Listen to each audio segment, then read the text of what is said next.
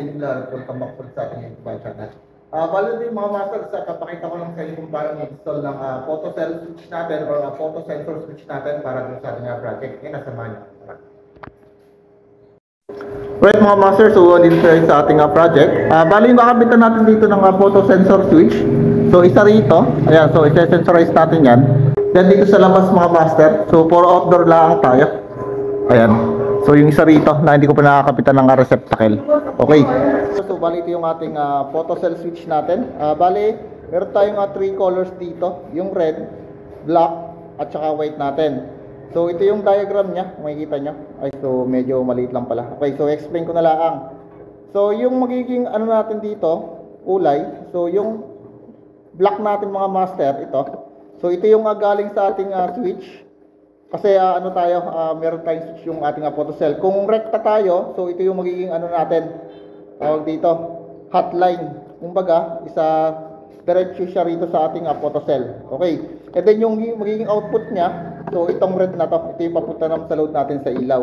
Then itong white natin mga master, ito naman yung ating nakakonect sa ating neutral line. So sa neutral line, so magiging 3 wires to.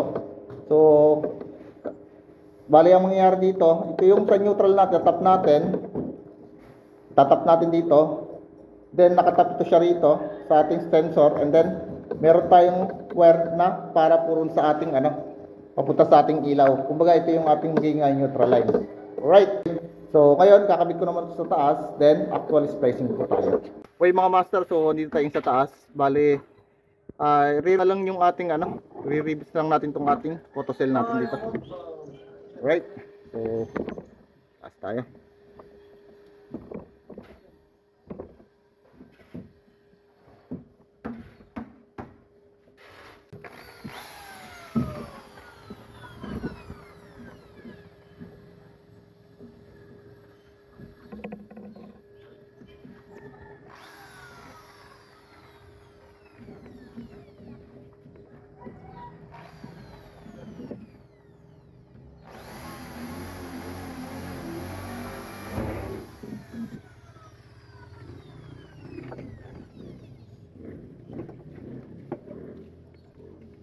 So, i-rivets na lang natin siya dito para matibay.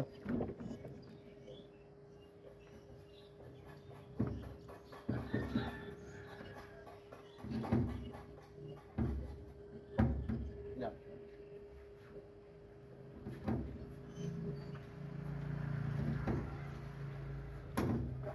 Okay. So, dali na para matibay yung ating photo cell. So bali mga master, yung wire natin isa ipapasok ko sa loob para hindi siya pangitingnan.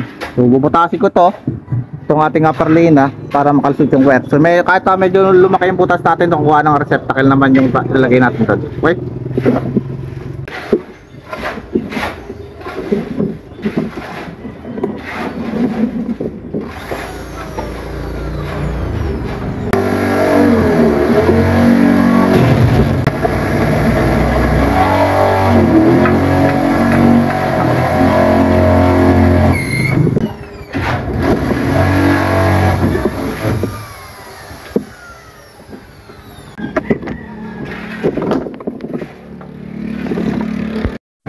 Alright mga master, so bali na ilusot ko na rito. Ayan, so ito na yung para sa photo switch natin na galing dito. Okay, so ginawa ko rito isa binarena ko lang. Ayan, so binarena ko na lang siya rin para hindi siya nakalaylay yung ating wire dito. Okay, so papunta na siya rito. Okay, so ngayon natirahin na natin dito. Okay, so yung una natin mga master dito, yung kulay black yung ating smooth line. Ayan, so yung black natin mapong rito. Ito yung block natin, nakatap dito sa return mga master ng ating switch. Kung wala tayong switch, ito yung nakarekta. Ayan.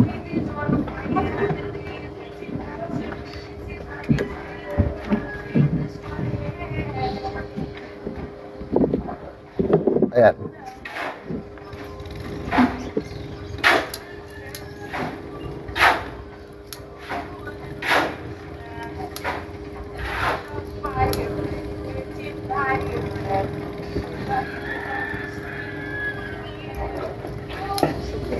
So double check tayo, black.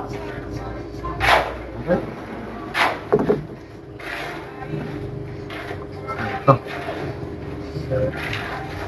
So ito yung return ng ating switch mga master.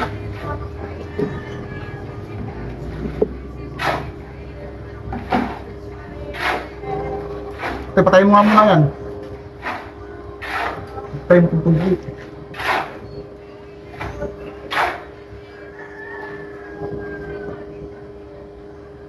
Okay, so net up ko na yung sa ano natin, block natin. So ito yung ating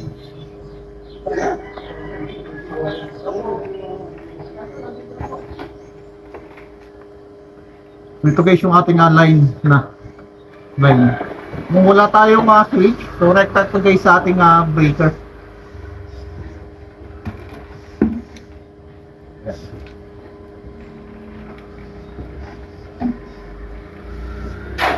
Okay.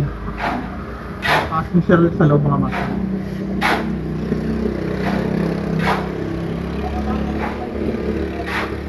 Yung ating white, so yung ating neutral.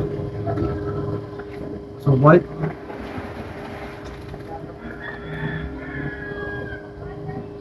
Yung white natin. Yan. So white natin, then yung neutral ng ating ilaw. So bali ano ko ito? Nandiyan, pasuyong ako ng cutter. Sa baba. Dito, cutter. Yung white natin mamasa ng neutral. So i-connect ko sa neutral ng ano, dito. At saka yung isang neutral is papunta sa ating receptacle. So white na tayo mga master. Ayan. So white natin at saka neutral, then neutral nung galing sa breaker natin na papunta sa ating ilaw. So isasabit ko na lang siya dito.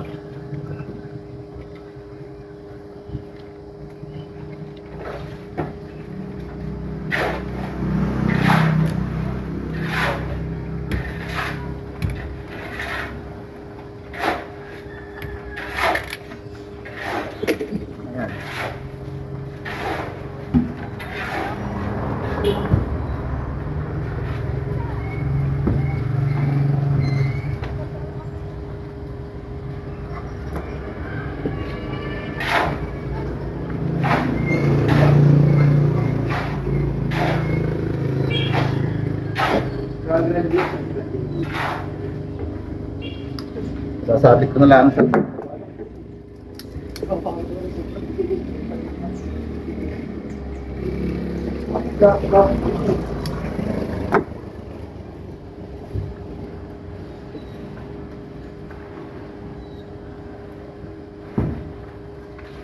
Nakakapulo mo eh. Nakakapulo mo eh. Papakot yan ha.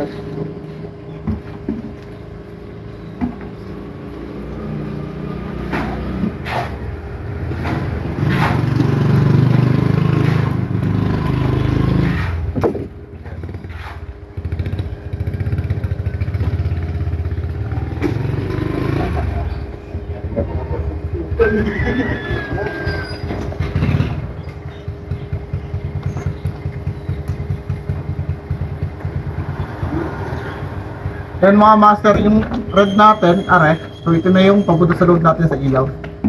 Paghinga natin, kumbaga ito yung magiging return na natin. Ayan.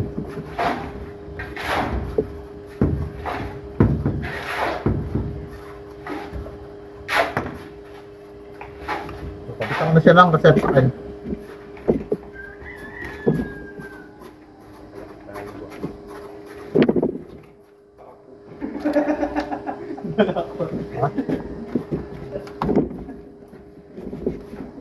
Okay, so balik kabit na natin sa receptacle dito. Ako may nanagan. Kaya ano pa lang.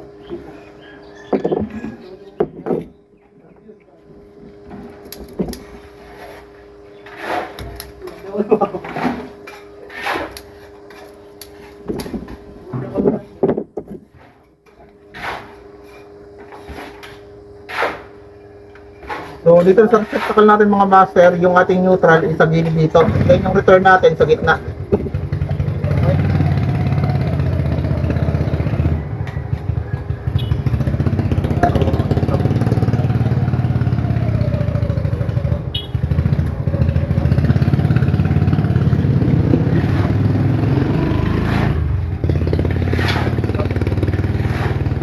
Then yung ating neutral. Okay.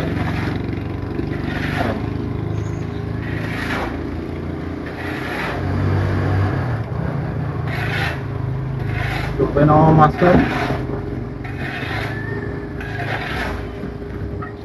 Ayun, lagyan natin ng scoop. Fix lang natin.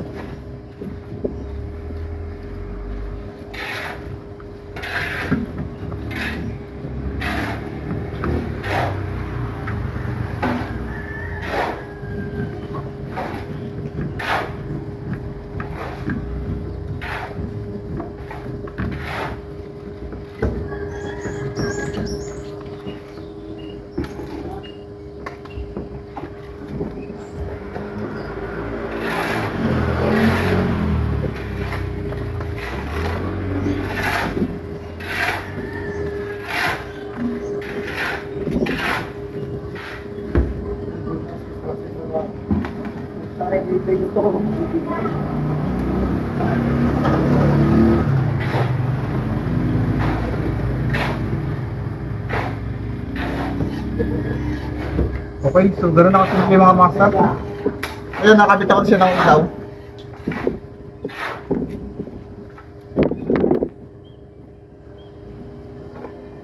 Mas mataas pa ako ng breaker. Diyan ang patataasan natin yung breaker doon.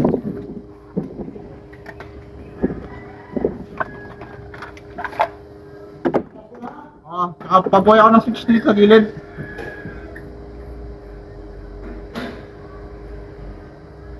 Boss, pabuhay ako switch dito. Buhay na. Buhay na. Okay, so pagaganahin natin, testingin natin kung pagkaya. Buhay na na. Wala na. Ano yata yung pato? Yes. So tatakloban natin to. Kapag nakadetect siya ng dilim, so iilaw dapat yan. Kaso hindi eh. Ayan. So umilaw na siya mga master. Ayan. So makikita nyo, umilaw siya kasi naka-switch yung ating photo switch ng madilim. So tatanggalin ko yung ating damit dito. So kailangan mamamatay siya. Oh, wait lang kayo ng ilang segundo. Okay, so 5 seconds. So isa pa ulit. 1, 2, 3, 4, 5, 6. So 5 seconds mga master.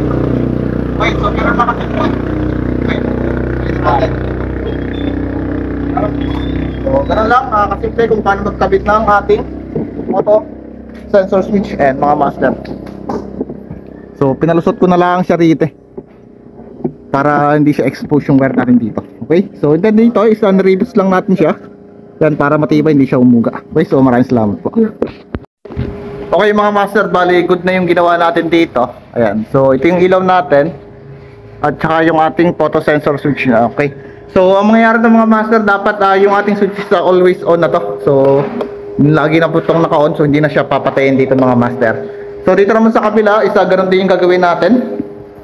Ayan. So ganoon din mga master, so wala rin nga pinagkaiba sa naging connection natin dito.